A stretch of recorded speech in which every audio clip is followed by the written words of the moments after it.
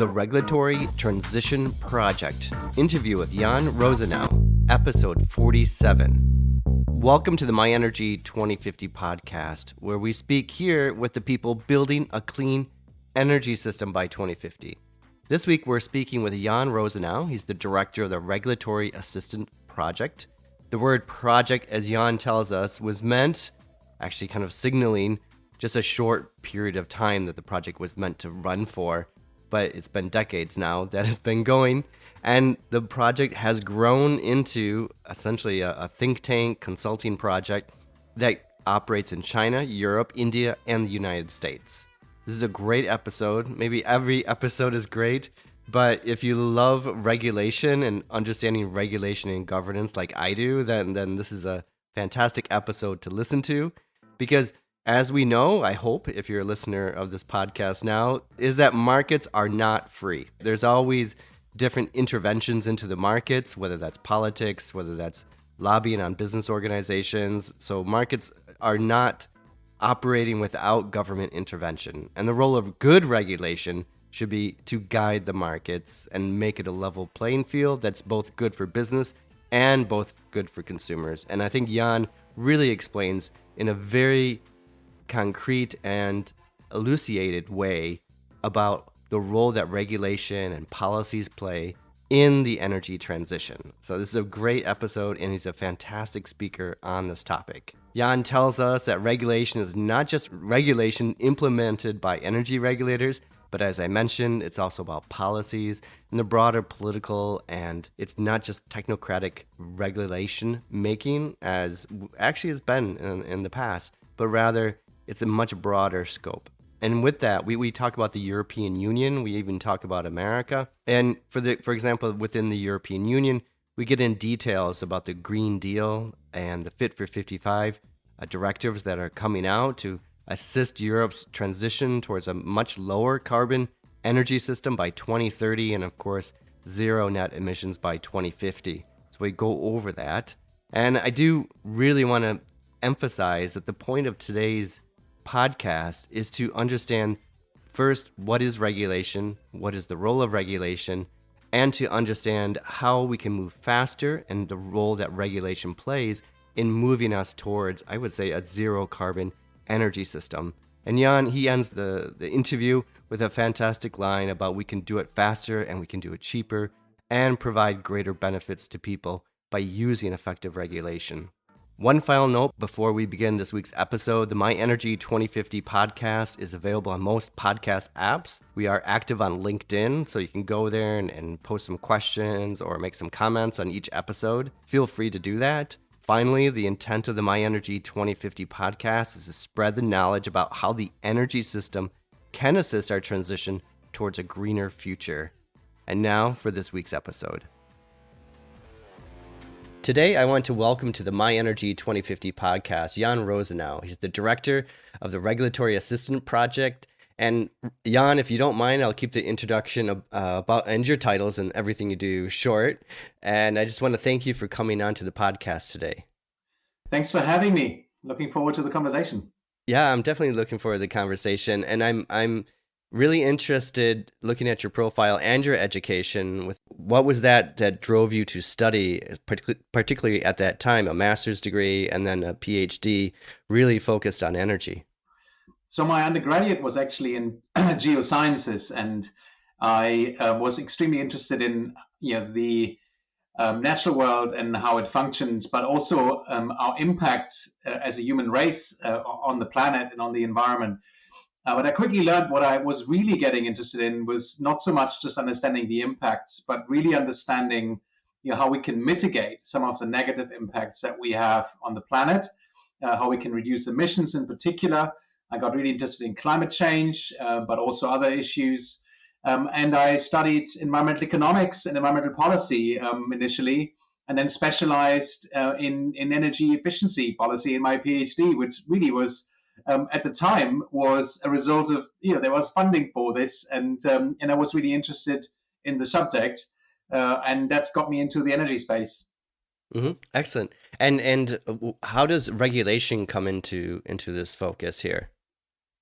I mean, regulation is, I take a very broad view of what that encompasses, not just regulation as in the strict sense of the term, which is usually referred to sort of regulation by the energy regulator of regulated entities. But regulation really means, I think, all of the different policies, the different ways how we design markets, how we essentially set government policy around the energy system. That to me is what regulation is all about. And it is so critical that we get that right, because regulation always provides incentives one way or another. We have an old saying at RAP, which is that all regulation is incentive regulation. So even if you do not deliberately build in incentives for market actors, for utilities, for consumers, there always is an incentive built into the system, even if you are not deliberately putting these incentives in place. And often, unfortunately, these incentives work against some of the outcomes that we all want to achieve. For example, lower emissions, lower prices, system reliability, all the different things that you would expect the public would want to see from good energy regulation. Mm-hmm. Maybe I back up and I ask you a question about free markets. And what about the idea that the energy sector should be a free market and we shouldn't have regulation?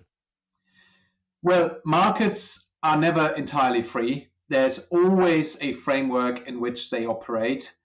And that has always been the case in the energy space. So I think this idea that you have completely free markets, completely freed from any regulatory influence, is a fantasy. I don't think that exists anywhere in the world. It's not desirable. So every market that exists in the energy space is regulated in some way or another. And that is very important because the risk, of course, is if we have a completely unregulated energy market, that you get outcomes which are not desirable. For example, you may get issues around the reliability of the energy system and get prolonged periods of blackouts, which is clearly not something that is desirable. But that may be an outcome of an energy market that has no safeguards put in place, no requirements to actually ensure reliability. So that's why regulation is always going to be a function of any energy market. The question then becomes what kind of regulation, how to design it, and how to implement it and ensure that it's actually being translated into real action. Mm-hmm. And maybe we go to the real action, and you can describe what the Regulatory Assistance Project is. Sure. So RAP, in short, the Regulatory Assistance Project, is a group of energy experts. We don't really call ourselves a think tank, although people often refer to us as a think tank. We were founded in the early 1990s, almost 3 decades ago, pretty much around the time when the first, when the Rio conference took place, 1992. Mm-hmm. That's now history, and a lot of people don't even remember that, but that's when we were founded. And we were founded with the premise to assist the incoming generation of regulators. This was in the US where we were founded. And the idea was really to support them with developing better regulation to accelerate the transition to a clean energy system that is also affordable. So that was the sort of mission. And it was only a very small number of people that were involved in the early days of the organization. 3 people were the Regulatory Assistance Project. And the word project is actually indicating that it was always meant to be a one-off project, and then it turned into an organization because the project became many projects. And out of the 3 people grew an organization that today is about 60 people around the world. And we now no longer just work in the US, but also in China, in India, and in Europe, which is the region that I lead, where I lead the team. And the work we do is not much broader. It's not just assisting regulators with regulatory questions, but we also work with other institutions. For example, we work with governments. We work with international organizations such as the IEA. We also work with the European Commission. We also support advocates, and we also collaborate with industry So we have a much broader remit in what we do. But the mission statement, I mentioned the main idea was to create regulation to accelerate the clean energy transition is still the same, but the I just methods have changed. I just want to say that we had a presentation with some representatives from E3G yesterday, and I mentioned to them that I was speaking to you today, and they said, "Oh, we cooperate with them." So, yes, so I can definitely say that your impact is even within the circle I know, and then I really like how it has grown around the world, this project. And I'm just wondering why do you think it has been able to grow and be so prominent in many countries, or in and I would say big markets? So well, there are several reasons. I think one reason is there is a real need in the energy space to share best practices, experiences, bad and good, from different countries, and there's so much value in having access to examples of past successes and past failures of energy regulation, and then carry those examples to decision makers in countries that want to change their existing regulatory framework. So that is one of the, I guess, unique selling points of RAP, that we can say, look, we work in all of these different regions, and we can carry the best practices from around the world and make them relevant to you, so you can adapt them and do something with them. So there's a demand for that kind of work. At the same time, we've been able to persuade our funders to expand, to go beyond Europe. And that is, you already mentioned, it's the large power markets around the world where we're active. That's where a lot of the emissions, of course, are.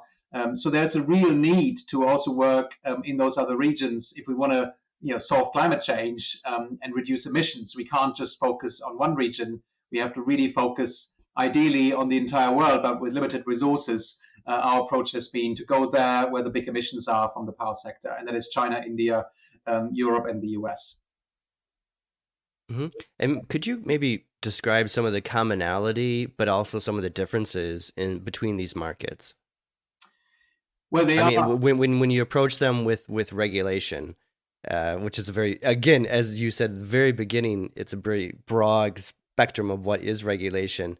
And so, what could you, for example, if you learn something from the United States or from Europe, how would that maybe apply in China or in India?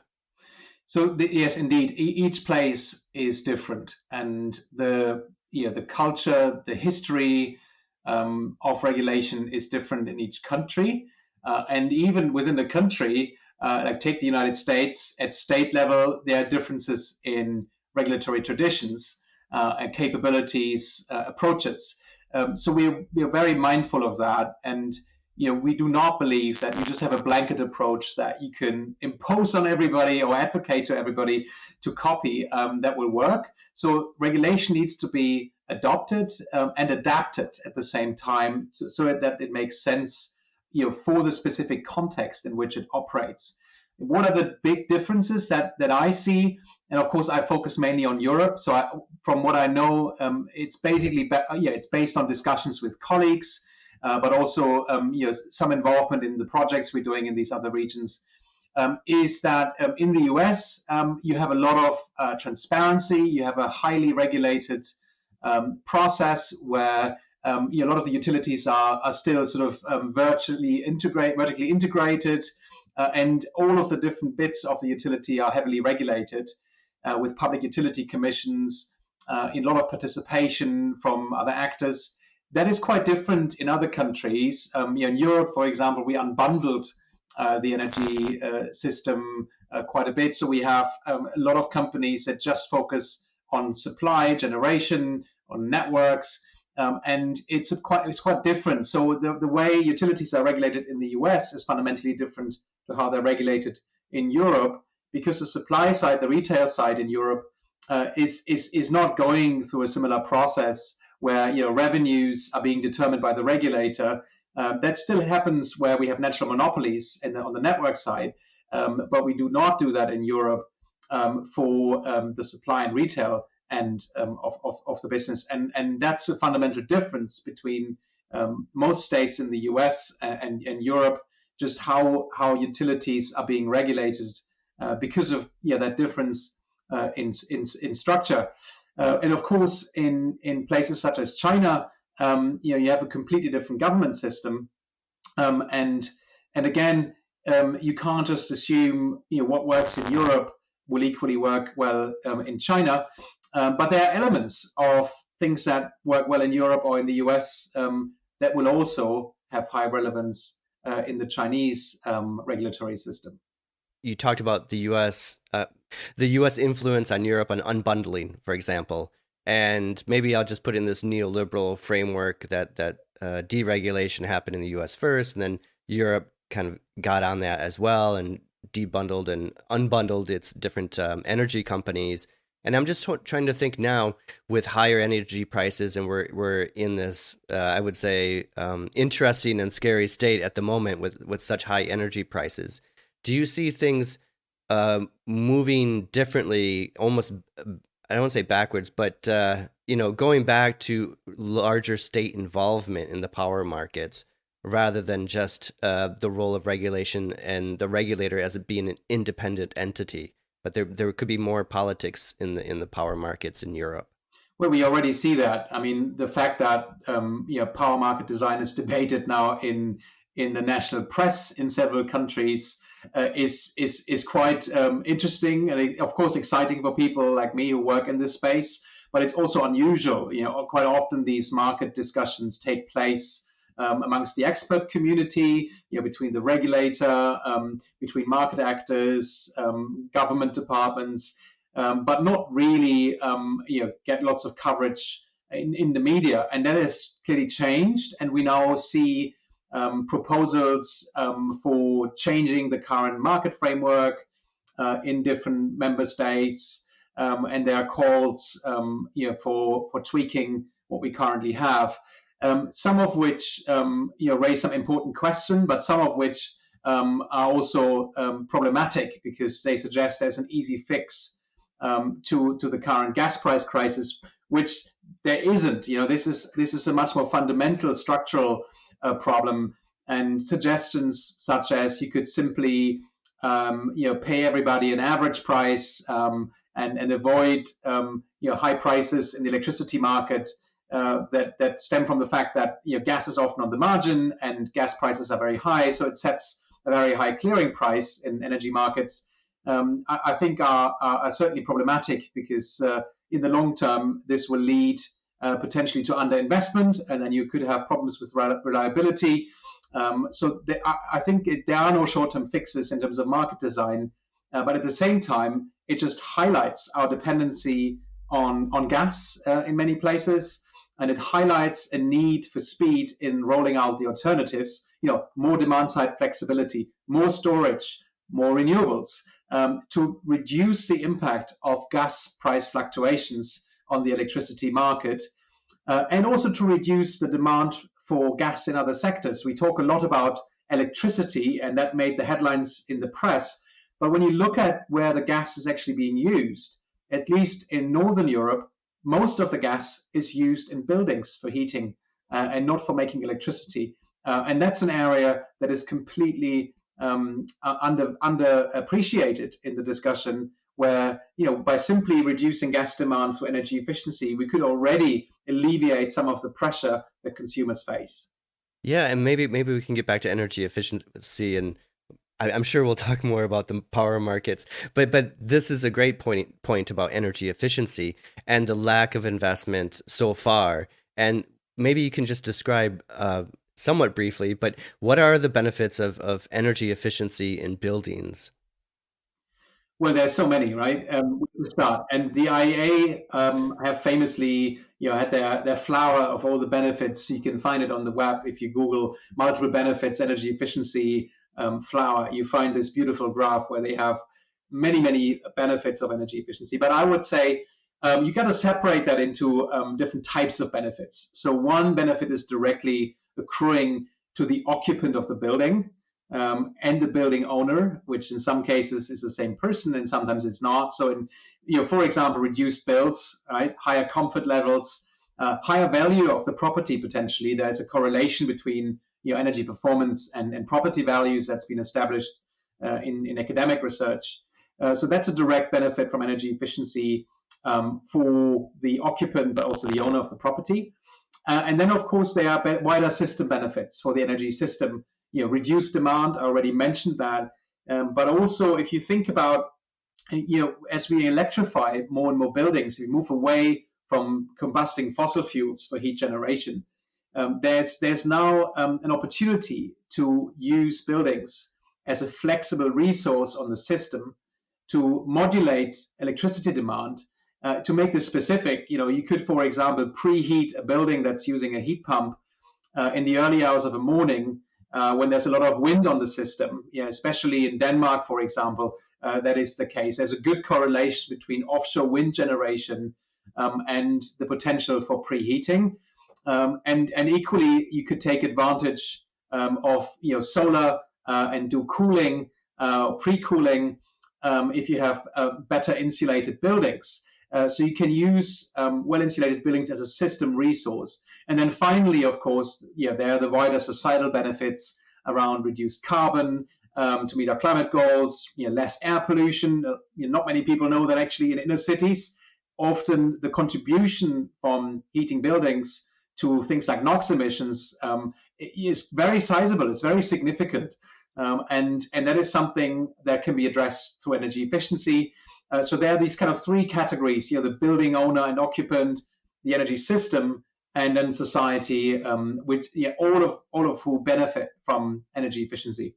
Mm-hmm. And then the benefit for investing in energy efficiency has this knock-on effect for, we'll just take gas, because this is a really important topic in Europe right now, and degasification, I guess, and electrification of heating is really on the agenda. Yes, I mean that clearly there is huge potential. I don't think anyone has modeled this in a meaningful way, sort of demonstrating, if we improved energy efficiency of buildings by this much, this would be the impact on the gas price.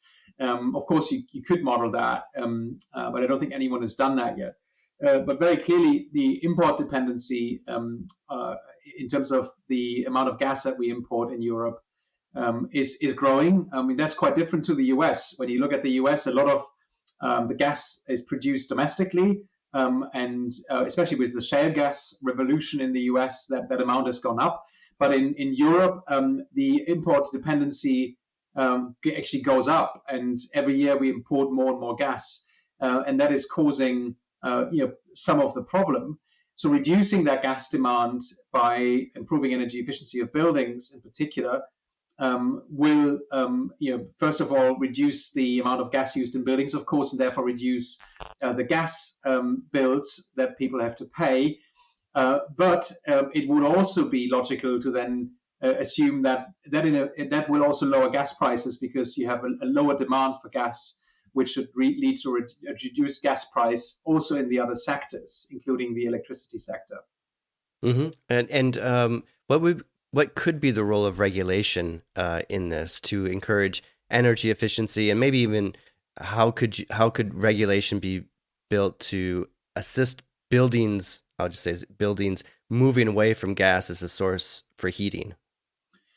I mean, we have a long tradition with energy efficiency programs for utilities, of course, and we talked about the US tradition before of regulation.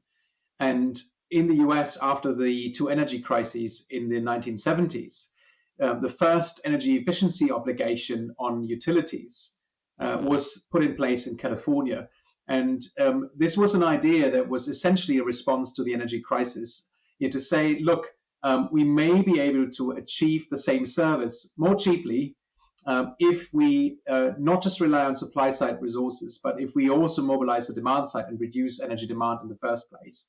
So the utilities were required to reduce energy consumption, or to point it more specifically, to increase energy efficiency, especially in buildings. And these programs have been rolled out across, I think it's now 26 states in the US, but we also have them in about 16 member states in Europe now. So we have very large, very sizable programs for utilities to reduce energy demand through energy efficiency. some of these are really big. In France, which is the biggest energy efficiency obligation in Europe, the program is about 4 billion euros per year, possibly more, which is a very sizable amount of investment that goes into energy efficiency. So that's one important component. And of course, you then have other means. You can regulate not just the utilities, but you can also regulate the building owners, for example. And that is something that's currently being discussed very lively in Europe, because we have a review of what is called the Energy Performance in Buildings Directive, which sets standards primarily for new buildings, but also major renovations. And the European Commission is intending to have what they call a minimum energy performance standard, potentially for all existing buildings. And you could use that as a vehicle to, over time, require that the least efficient buildings are upgraded to make them future-proof, and to make sure that we get on track towards climate neutrality, which is the European goal, of course, for 2050. So you can regulate different entities in that way, whether that's starting sort of further upstream with the utilities or further downstream with the building owners, and both of this is happening, and we see that evaluations demonstrate consistently that these policies work. They're not perfect. They have their flaws, as any policy has, but they work. Overall, they have reduced emissions, they have reduced energy, and they have reduced customer bills. So maybe this is part of the going forward, the Fit for 55 package. And is there going to be a new, I just want to make sure we're on the same page, a new energy efficiency for buildings directive coming out. And these are some of the elements that could be in it. Yeah, so there's a whole raft of legislation coming our way, some of which was released already in the summer on the 14th of July, where the Energy Efficiency Directive, the Renewable Energy Directive, the European Emissions Trading System reform, all of these were released in the summer. But we now get other parts of the Fit for 55 package, which is being put out there to achieve the goals of the European Green Deal. And that includes the Energy Performance in Buildings Directive, but also the gas market package, which will come out very soon. It's expected for December. It might get delayed, but that's legislation that we now see coming out, which will set more ambitious standards for buildings, most likely. But we're at the beginning of a very long legislative process. So this is just the initial proposal. And you can expect very long nights, many long nights in Brussels between the European Parliament, between the member states and the Commission to agree on a final framework. And maybe I won't push for what could happen in the future, what this will look like, but maybe ask about the role of regulation, and maybe even a description of how does it go from being an EU directive and then being implemented in member states, and what is the role of regulation in that? Well, it depends really on what kind of legislation you look at. There are some types of regulation that need to be transposed into national law directly, and then this is a majority of EU legislation in the energy space, and then there's legislation that needs to be interpreted and adapted so it can fit with the national energy context. And of course, that's been a long process. Energy was traditionally seen as a national matter. It's a matter of national security, something that the European Commission should not get involved with too much. But that has shifted over time. So, in the early 90s, that was still the predominant view.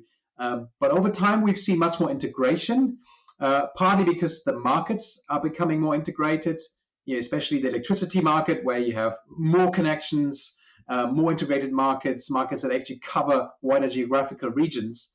So there's that going on, but also because of things like European climate goals and goals for renewables and energy efficiency. So it's no longer possible to completely rely on national action. And that's why Europe has become more interventionist, if you will.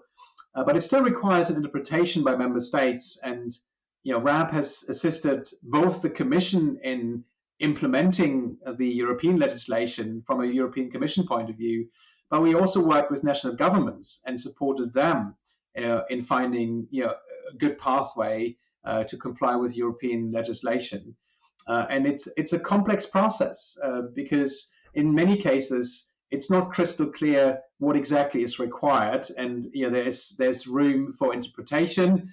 In some cases, member states need to sort of reassess the institutional setting that which they have. Do they have the capabilities of actually, for example, monitor and evaluate and verify what's going on, or do they need to set up a new body for that?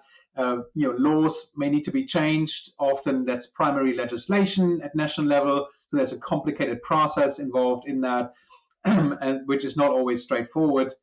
So regulation that comes out at the other end, at the member state level, often goes through a pretty lengthy process. And then, of course, you need to sort of look back at what's actually in the directive and what has the member state done to implement that. And in some cases, there's a good match, but in some cases, there's a big gap. And you find that what's been the intention of the original legislation is not matched with what a member state has actually put in place in practice. Mm-hmm. And then maybe I go down one more level, rather than focusing on the role of governments, but the role of, well, maybe like local governments or people kind of in general. And I know what I'm trying to get at. How can, and I think maybe this is part of the new package, or at least from what I've learned, is that how can the European Commission, or just maybe you could say the EU institutions themselves, create, and I know this is actually one of the priorities, create a more direct, stronger connection with people in the different member states, rather than relying on the member state governments themselves mediating this relationship? That's a hard question. It's a really difficult question. I think it's a question that the Commission certainly is asking, and it's a lot more difficult for the European Commission, of course, to connect with people all over Europe. It's much easier for. It's difficult enough for national government, but much easier for national government to do that. So that it's really hard, and I think one of the areas of concern, of course, around European, not just energy policy, is that if it becomes too detached from sort of people's daily lives and how they see the world and what they think is important, then that is a potential for people not feeling not buying into the sort of European energy transition in the way that we really need them to, because that is going to be critical. But how to involve people in European policy is very difficult. I mean, there are ways of demonstrating why we do all of this, but I think member states ultimately have the responsibility to communicate why we're doing what we're doing in Europe, why that is important. I think the Commission has a relatively limited potential to do that. But it's also outside of my area of expertise how exactly the Commission engages with citizens. I think I see member states more as being in charge of being sort of a mediator between the European Commission and consumers. Mm-hmm. I'll just say first, I like asking questions that I don't know the answer for, and then sometimes don't have an answer, and that usually is really good for students. And then the other point is, I live in Hungary, so understanding, and even I would say even maybe on the Polish side a bit, but seeing how some governments maybe don't represent their people, or have kind of gone off the rails in representing their people, or representing what the EU is about, then maybe it also depends. Part of the answer, at least from my side, would be it depends on what was it, the location where you're from, and how much, because for example in Hungary there is a lot of trust in the EU institutions, but how that relationship is mediated through the national government here in Hungary results in a different perspective being given out. So this is kind of the basis of my question. This divide of newer member states compared to older member states, how these directives, and maybe we don't have to talk, we could just, again, maybe stay general, but in the energy space, there's very different interests being represented for example, in Poland and the role that coal plays, or even the role that gas plays, since I would say gas and nuclear power is strongly supported in Eastern Europe. Maybe overall, my question would be, how can the European Union as a whole navigate this very tricky area of energy policy and the energy mix going forward? Yeah, I think you're absolutely right. There is a divide, and this is something that has been consistently challenging because you have some countries that have more resources, more experience, and different politics than other countries, and that creates tension. By default, you can see that in debates in the European Parliament, but you can also see that in national responses to European policy. So that is clearly a challenge. We as an organization work in all of these places. So we've worked for many years in Poland. We've worked for many years in the UK. We've worked for many years in Germany. We also have a colleague who's based in Budapest in Hungary. We do not, I just hired someone who is going to join us early next year, who is from Poland and worked in the energy sector there. So we deliberately do not just focus on, let's say, the usual suspects, right? You could decide, oh, let's just work with the Nordic countries, for example, and where there's some really exciting innovation happening, around electrification, renewables, and that's all great. And we have worked in Sweden, and we have collaborated with people in Denmark. But it's important, I believe, that we work in member states from all geographical areas. Also in Southern Europe, like Spain, Italy, we have engaged, Greece, and maybe even outside of Europe. In some of the countries that currently copy some of the European policy because they're on a journey towards closer EU alignment. So we also work in Turkey and in Bosnia-Herzegovina, for example, for that reason. So I think it's important to kind of keep engaged in all of these places and not lose sight of what happens and in some of those countries where it's a bit more challenging, and also to acknowledge that it's a lot harder if you are reliant on cheap electricity from old coal power plants to suddenly buy into this vision of replacing all fossil generation with renewables and zero emissions dispatchable thermal generation, storage and flexibility. That's a completely different vision of where we need to go. So that takes time. But I would also say what I think is encouraging is that we now see signs emerging also in some of the newer member states that the clean energy transition is coming to a point where it's taking off. I mean, you could look at Poland, to stay with that example for a minute, and the amount of investment into offshore wind in the Baltic Sea is pretty substantial, and it's expanding. And that was unthinkable, just 5 years ago. So that has really changed. So I think that sort of transition, once it catches, will be much faster. But I think there's resistance that can only be broken down by focusing on some of the positives of which there are many, on really demonstrating this is beneficial to the economy, this is beneficial to the citizens of the country, and it's not something that you need to be scared of. Mm-hmm. And maybe that brings us back to actually our initial discussion of the subsidies or lack of subsidies, but the cost of renewables themselves and the cost of energy efficiency dropping so much and being very competitive against fossil fuels. So this is maybe we can be visionary for the last few minutes and see that the role that regulation has played in the past in Europe to encourage renewable energy and to encourage energy efficiency. Yeah, you see this as a turning point. I mean, we're in some countries, and now it's really picking up in others that kind of we're holding back a little bit. Yeah, certainly the discussion has completely changed. I remember very well 15 years ago when renewables were in most places still significantly more expensive than the new fossil generation, and you had to justify subsidies for renewables based on the negative economic environmental costs of fossil generation. So you could make a case for subsidies.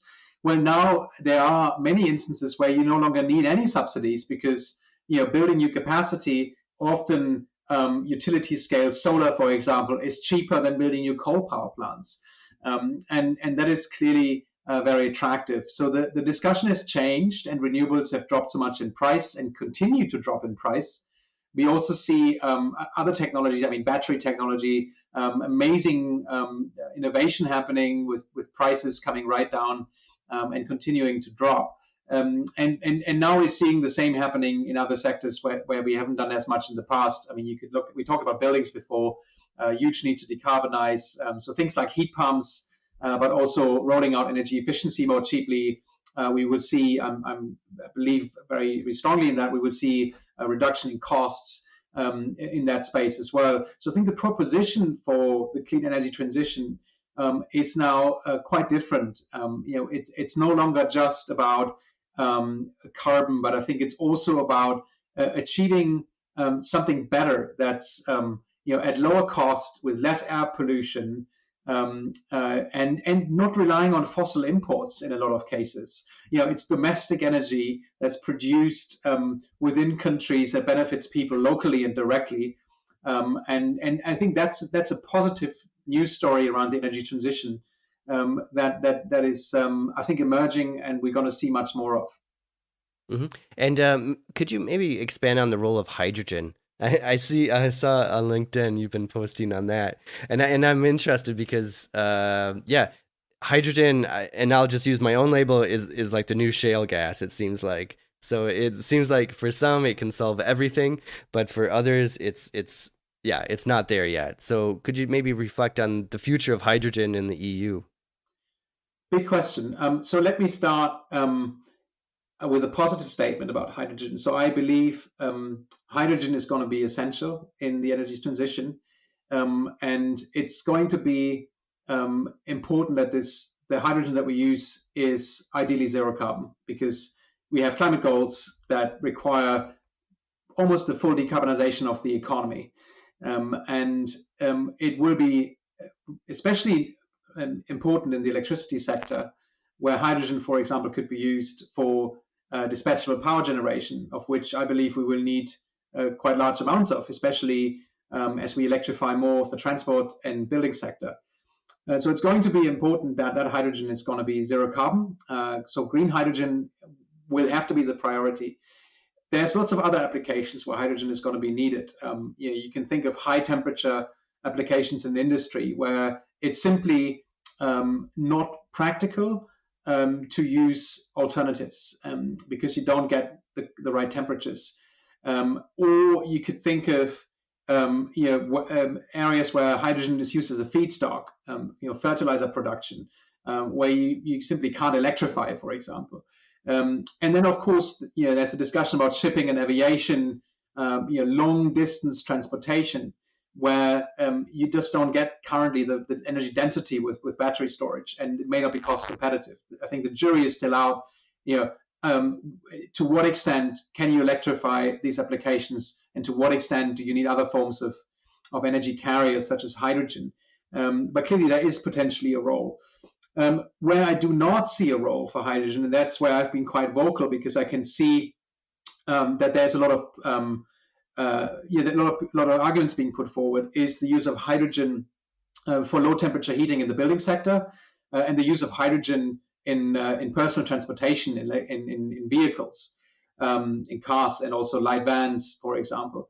And that's simply because there are other alternatives that are more efficient, lower cost, and more achievable. If we're going to replace all the natural gas and all the heating oil in the building sector with hydrogen, for example, you can run the numbers and see how much hydrogen will we require. If we made that from green electricity, how many more renewables would we need to build out in Europe?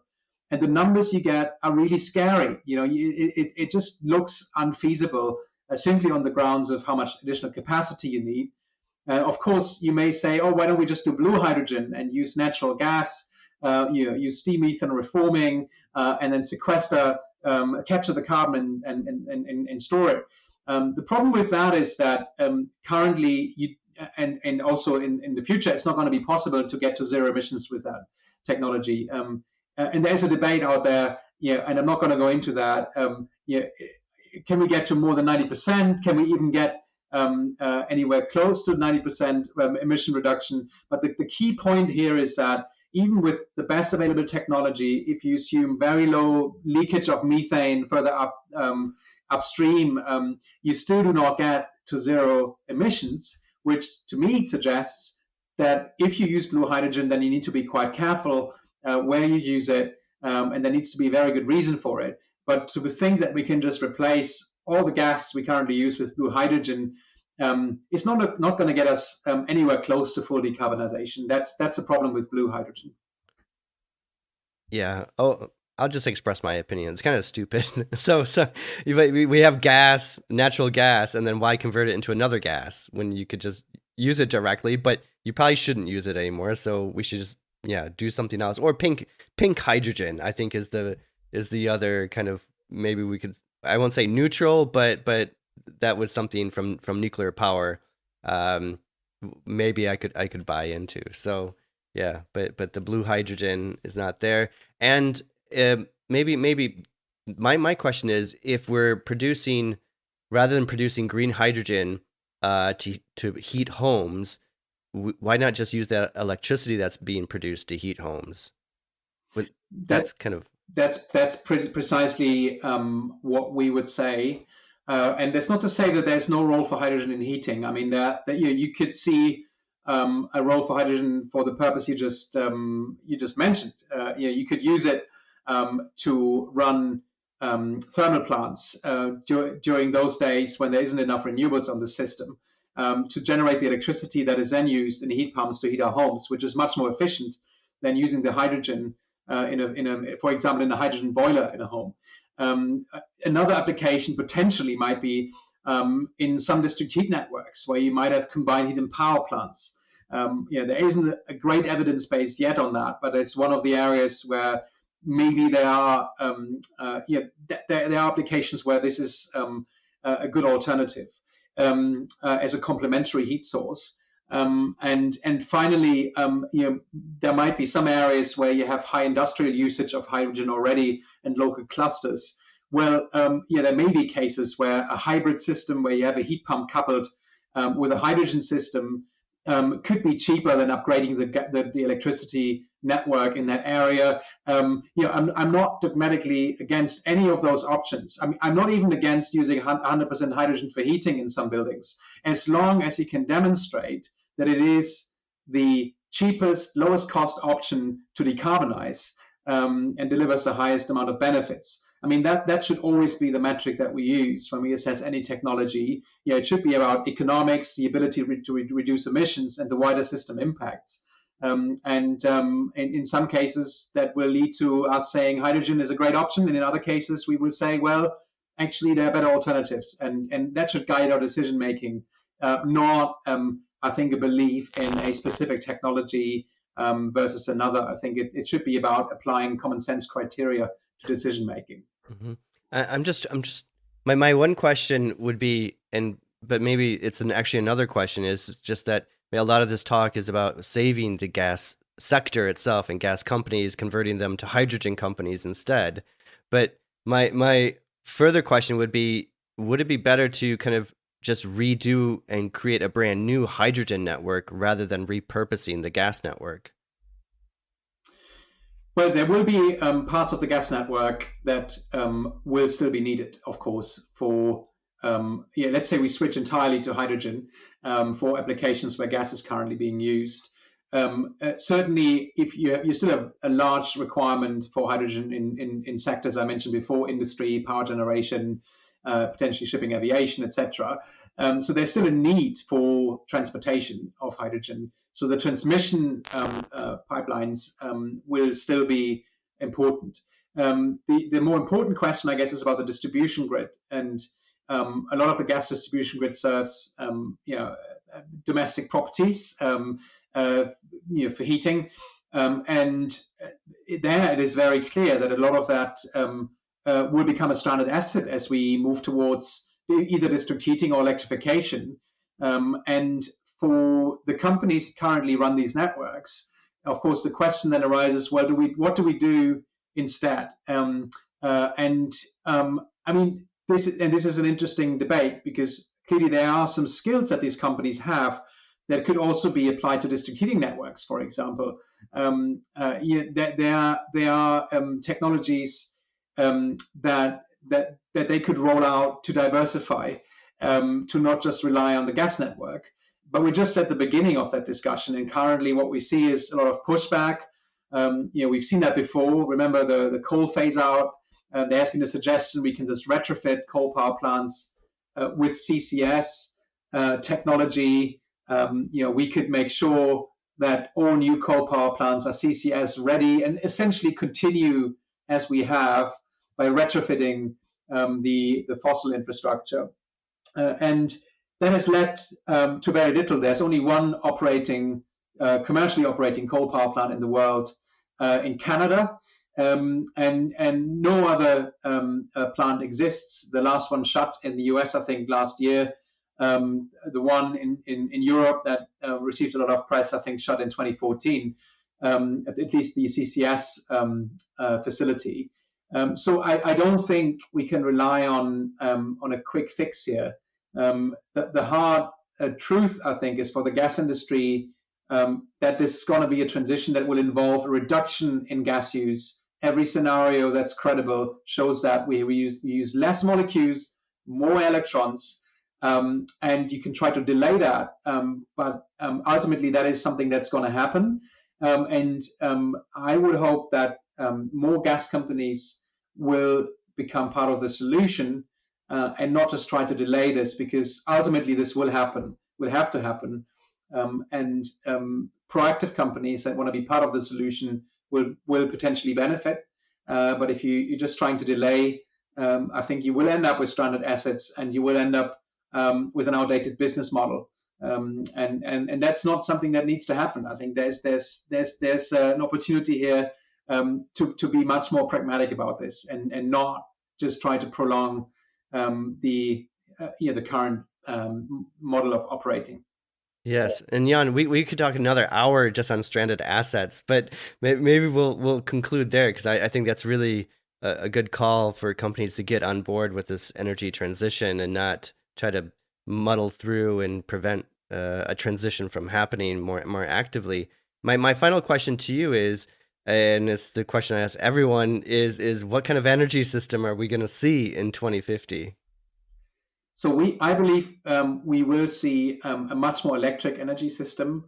It will be much more digital. It will be smart, much more flexible, much more decentralized. I think this model of having centralized generation, transmission, distribution, and then the end consumer is already becoming a lot more fuzzy, every year. But I think in 2050, it's going to be much more decentralized than we can imagine today. Much more integrated between different countries, and it's going to be zero carbon way before 2050, and it will be cheaper to operate than the current system is, and deliver better service. I love that. Cheaper to operate and better service. So excellent. Jan, I want to thank you very much for coming on the podcast. Thank you. Well, it's a pleasure to be here. Thank you for having me. Thank you for joining us for this episode. We produced the My Energy 2050 podcast to learn about cutting-edge research and the people building our clean energy system. If you enjoyed this episode or any episode, please share it. The more we spread our message of the ease of an energy transition, the faster we can make it. You can follow us on LinkedIn, where we are the most active on the My Energy 2050 webpage, or on Twitter and Facebook. I'm your host, Michael LaBelle. Thank you for listening to this week's episode.